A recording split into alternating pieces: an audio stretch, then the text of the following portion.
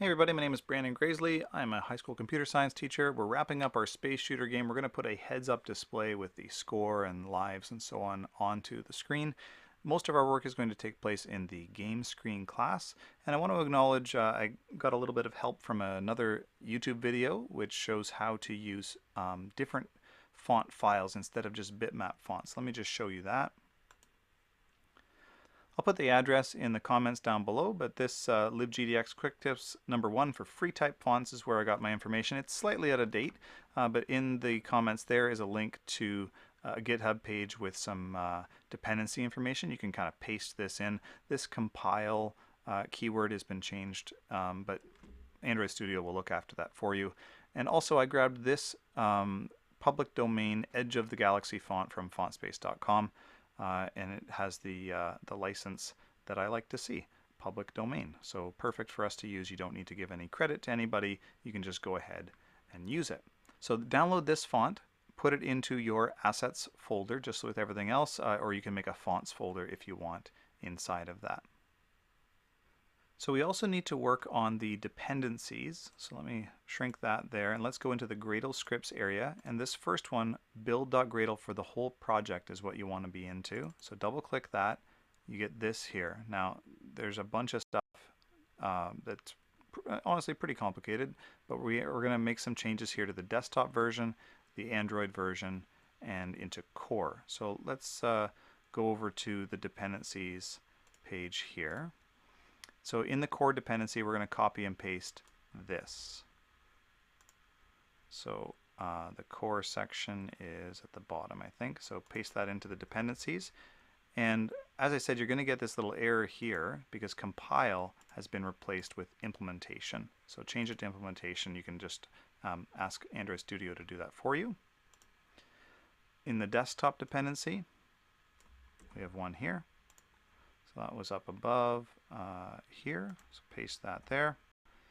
And once again, compile is changed to implementation. And then for the Android dependency, there's quite a few of them. You can copy all this, and once again, compile will be changed. Okay, and so all of that stuff is free type stuff. It's importing everything that it needs. If you're producing for iOS, there's some more stuff there that you would need as well. So that's it for the build script. You'll notice this little bar here. Things have been changed. You might need to sync. So yes, please go ahead and do that. And you can close this file and head back to our game screen class. So the heads-up display is going to have a few different values that we are going to keep track of and print on the screen. So one of them is score, the other is shields for the player, and lives for the player. So those last two, we're going to store inside of the player ship. Now shield is already there, but we don't have an int for a number of lives yet. Shield is in every ship, but of course enemy ships don't have lives. So we're going to start with lives at 3. Now you'll notice I didn't make that a private variable. I didn't put any access modifier there. I didn't say public or private. That's package private if you like, so it's accessible anywhere within the package. I could have used a private variable with getters and setters as well. We'll come back to this. Okay, so game screen is going to need a score variable. I'm trying to decide where to put that. Timing stuff, world parameters, game objects. Don't really have anything quite like that. I guess I'll put it in the game objects area or just below it. So private int score, and I guess I can initialize it to 0 right there. So score is starting at 0. Now underneath all of this, we're going to need a section for our HUD, which is the heads up display. That's the text that you see on the screen. A few variables here, quite a few actually. So we need a bitmap font. That's a libGDX font type, and we're just going to call it font. We're going to produce this in a moment. And we're going to need a bunch of floats. So we're going to need some kind of a vertical margin. Now each of these is going to be HUD something, so that way it's easy for me to find. So vertical margin is one thing. I'm also going to need the sort of left margin or X starting point. I need the right X starting point, so horizontal starting point. And there's also going to be something in the center. You'll see what all these are for in a bit. Just kind of go with me for now. I'm going to need Y values for the first row, row 1 Y value, and the row 2 Y value. And last, I want a section width. So essentially, I'm going to make a 2x3 grid of information, 2 rows, and left, center, and right. And this is going to be the width of each of these sections. So I'm making what's essentially like a table. I'm just going to do it kind of manually. Okay, so none of those have any values yet. We're going to initialize those in a bit. So in the game screen constructor, let's scroll down to the bottom. There's the sprite batch right there.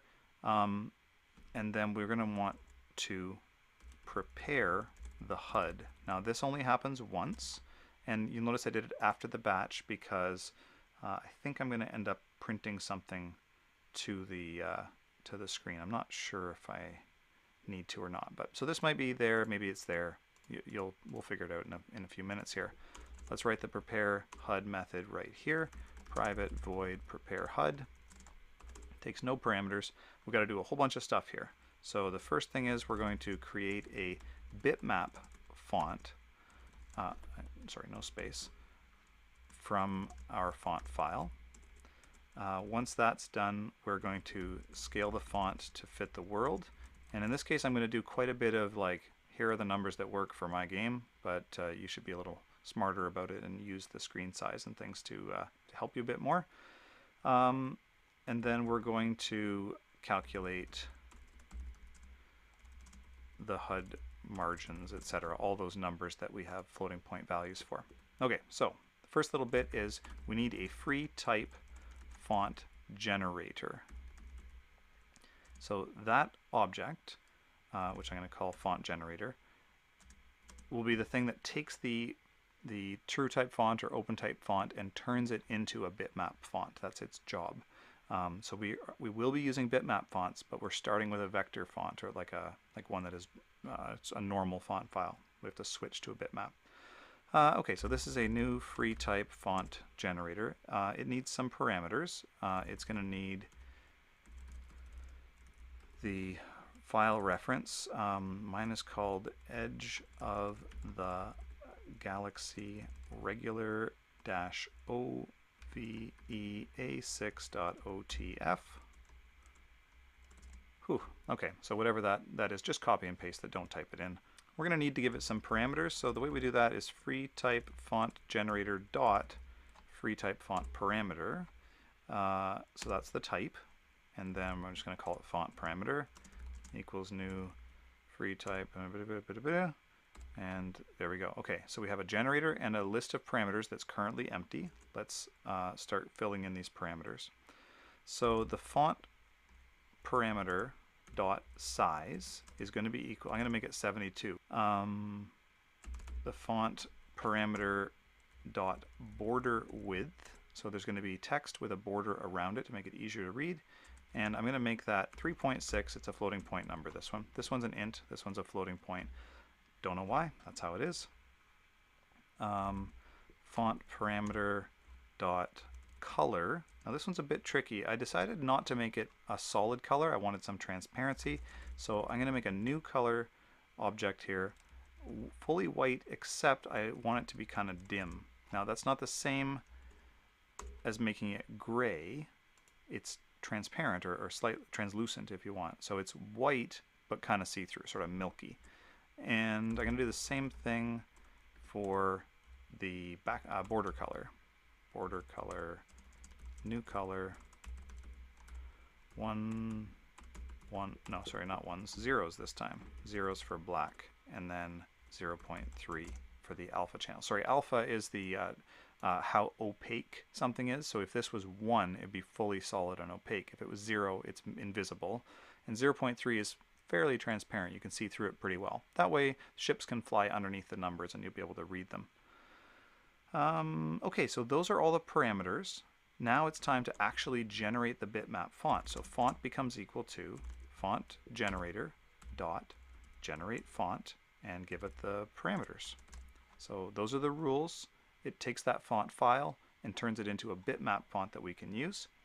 Now this size 72 is really huge, very, very big. And the reason I did that is so that it's got lots and lots of definition, so it uses a lot of pixels in this bitmap font, but we'll need to scale it down to fit the world. Now for my world, it works like this: font.getData.setScale, and mine is about 0.8f, is going to look nice on my screen. You'd have to play with this. Maybe you could do something more programmatic that uses the device type to determine what the right scale is. This is going to work for my game on my computer. Let's figure out all these margins now. So we had a whole bunch of them. I'm going to go and copy those actually. Right here. And let's head back down and fill those in.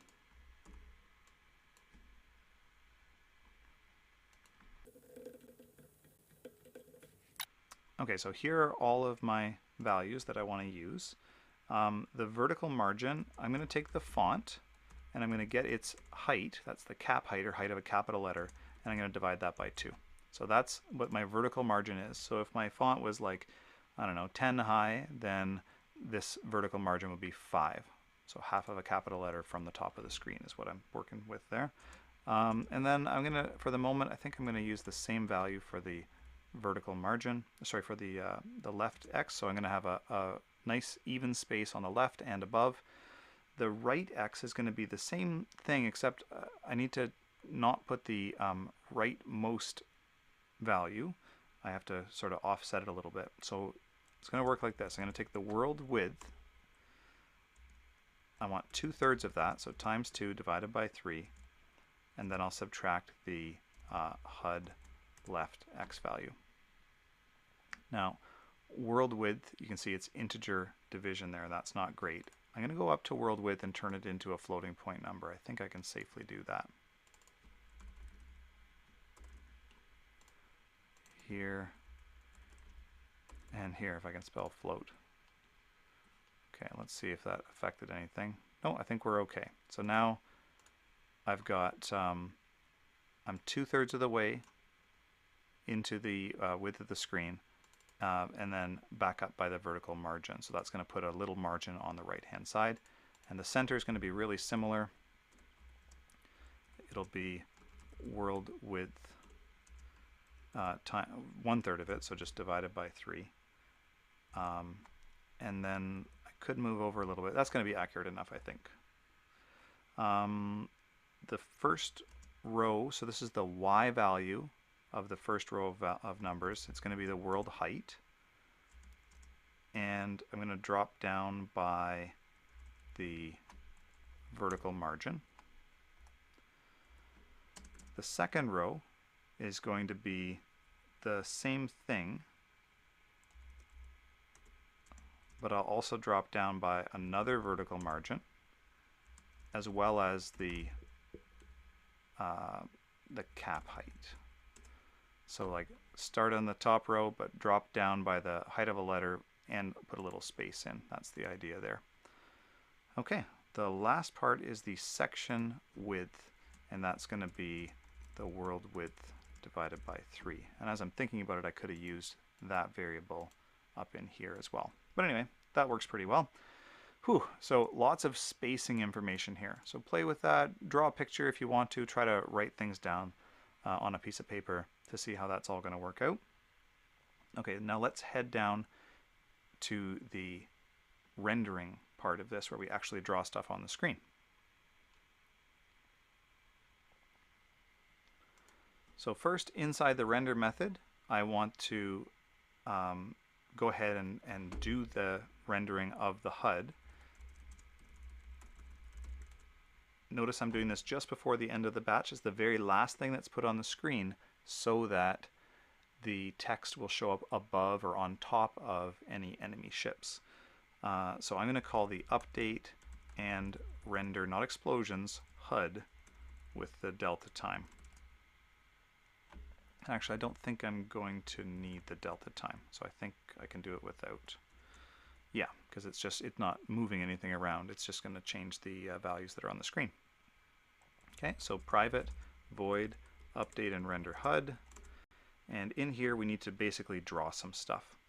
So font.draw is the way we do this. We give it the batch. This is why this has to happen before the end of the batch. And I'm going to put a few things on the screen. I'm going to put the score. And then I basically have to say, sorry, this is going to be the top left corner. The word score is going to appear just by itself. I have to tell it where to put it. So X, Y, width, height. Or rather X, Y, and width, not the height.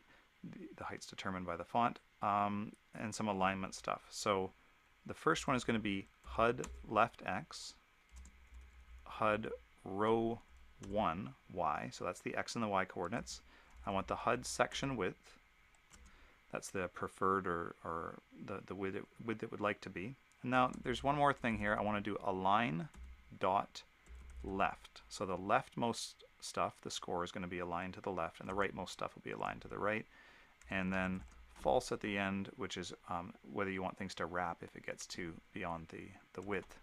Whew, okay, so font.draw, let's do another one of these. Batch, I'm going to put the shield, the word shield, and then instead of left, I want the HUD's center X value, still row 1, still the same section width. This one's going to be align.center, and wrap is still false. And last we have font.draw batch lives, not lies, lives, HUD right X, HUD row 1, HUD section width, align dot right this time, and still false. So this is the top row. Maybe I'll put a little comment here, which are all the labels. And now I'm going to render the second row values. So font.draw batch.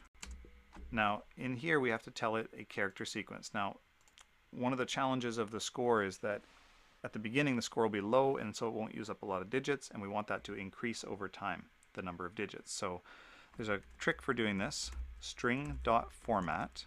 We're going to choose, we have to write down the locale, and then we have to give it a sort of a formatting parameter. So you put quotes, and in quotes you put %06D, and then you give it the score, so that value. Now this is going to produce a string that's padded with zeros, and it'll be 6 digits long. That's what that's for. We'll see it in a different example in a second. Where to put this? HUD left. Actually, it's the same as all this, except it's going to be row 2.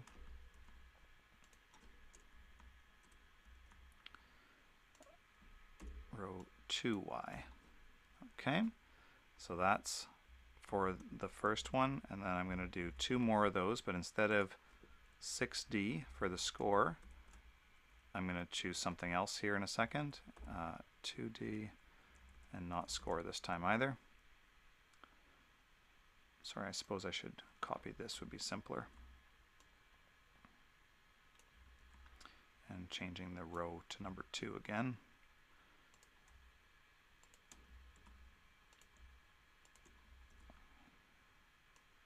Okay, so second row there, there, and there. Everything else is the very same as the top one. 6, 2, 2. Now what goes here? That's going to be the amount of shield that's left. So that's player ship dot shield. That's the value. And here we have player ship dot lives. Okay, so we render all of the labels, we render all of the values. That happens right here at the end of the render cycle. Okay, let's test and see how we're doing.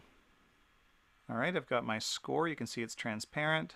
6 zeros in a row. The shield is dropping and returning up to 10 as appropriate. That's what we had decided to do before. And the lives are at 3. So the value of the shield is changing. The lives and the score are not. So let's work on updating the score and updating the lives. So we want the score to be updated whenever an enemy ship is destroyed. So the enemy ships are destroyed in the detect collisions method. That's where that happens. Let's see. enemy ship was hit and check destroyed. If the enemy ship, okay, there we are, right there. That's where we want to increase the score. Score, maybe increase it by, let's say, 100. So then it will go up by 100 every time an enemy ship is destroyed. Let's just test that. Okay, it looks like my score is going up. Sometimes these don't display that well, and that's just libGDX. I'm not sure how to make it better. So just kind of go with it. I notice when there's a 1, it sometimes has trouble. There, you can see there were some difficulties there. Once we get up to like 2,000 points, I think it's pretty good again. Sorry, I don't know how to fix that, but that's something to know about. And now let's work on the lives. Let's go back to game screen. Detect collisions method.